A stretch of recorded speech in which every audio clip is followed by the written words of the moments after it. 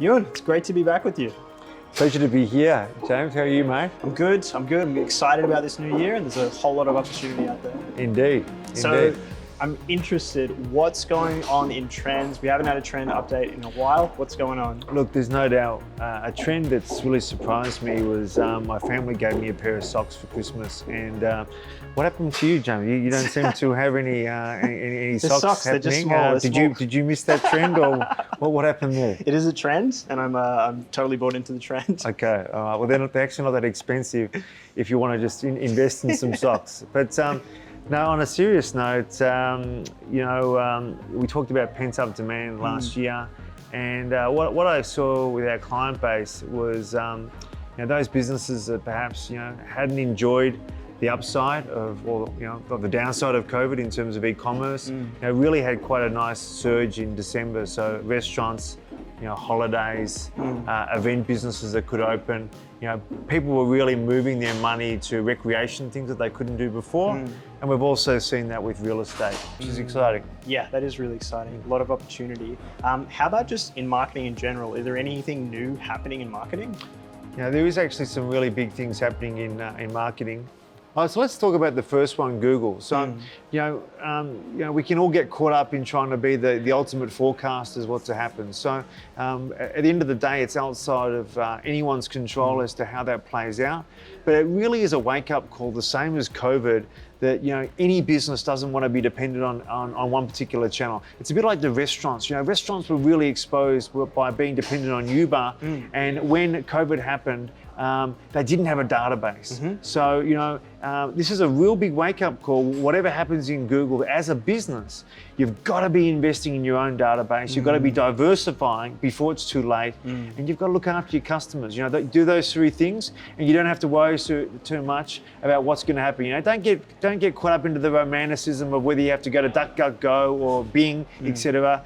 If that happens, right, Australians will just move to a new search engine, and I think the hysteria is not going to be that big. Next one, Apple update.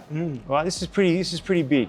So for anyone who wants to target people that use an Apple iPhone, I've heard the Apple iPhone's quite popular. Just a little bit. Just a little bit. So without getting into too much detail, what it means is if you're doing Facebook advertising, you've got to update your Facebook account if you want to keep on advertising, right, to be relevant in the next 2 months for the new update. That's really significant. Yeah. The second thing is that what is also significant is in the new update, users are going to have to opt into your advertising. Okay? So, at the end of the day, we can all sort of get involved in what might happen, but I think the reality is that the channel for you to market to people through remarketing and through these channels from Facebook is going to be limited. So you're going to have to be thinking about how you can diversify and do other ways, and perhaps not be so lazy as to how you just throw ads at people going forward. Yep. This is a really big one, right? And I'm not going to pretend to be a bush lawyer and the compliance guy on that, but what has happened in the last 12 months is that we're all getting hit by email a lot more, right? With COVID and people not spending so much advertising, email marketing has become more important. Now in Australia, because Australia had a lot more things to focus on, there hasn't been a lot of vigilance in the way the Spam Act and compliance around privacy has been administered. However, there has been a couple of high-profile cases of businesses that have been, fined, right, for not adhering to the Spam Act. Right. And there is no doubt that what I have seen as a trend is that compliance in this area, there's a real groundswell of interest in privacy generally as a concept, and Australia is moving on. And what that means is that on your website, you need to be updating your privacy policy. You cannot be flippant about the way in which when someone engages with your business, that you're not clear about how you can communicate them in the future. You need to get that stuff right.